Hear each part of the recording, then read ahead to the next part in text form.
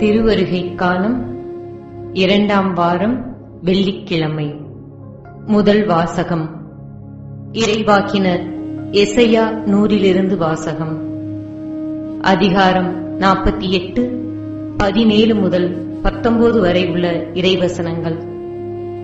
இறைவாக்கினர் எசையா நூலிலிருந்து வாசகம்.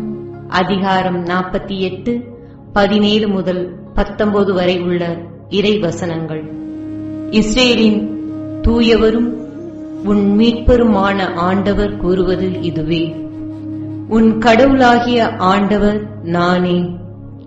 பயனுள்ளவற்றை உனக்கு கற்பிப்பவரும் செல்ல வேண்டிய வழியில் நடத்துபவரும் நானே. என் கட்டளைக்கு செவிசாய்த்திருப்பாயானால் உன் நிறைவாழ்வு ஆற்றை போலும் உன் வெற்றி கடல் அலை போலும் பாய்ந்து வந்திருக்கும்.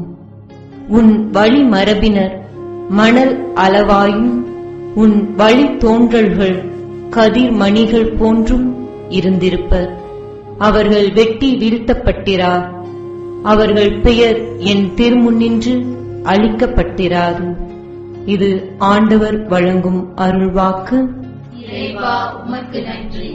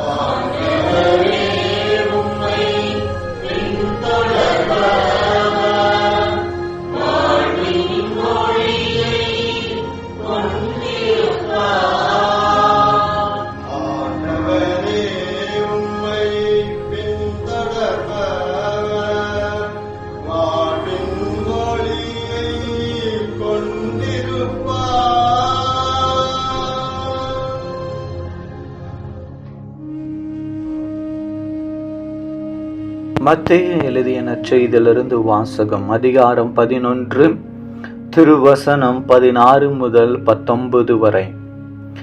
அக்காலத்தில் இயேசு மக்கள் கூட்டத்திற்கு கூறியது: இத்தலைமுறையினரை யாருக்கு ஒப்பிடுவேன்? இவர்கள் சந்தை வேளையில் உட்கார்ந்து மறு அணியினரை கூப்பிட்டு, நாங்கள் குழல் ஊதினோம், நீங்கள் கூத்தாடவில்லை, நாங்கள் ஒப்பாரி வைத்தோம், நீங்கள் மாரடித்து குழம்பவில்லை என்று கூறி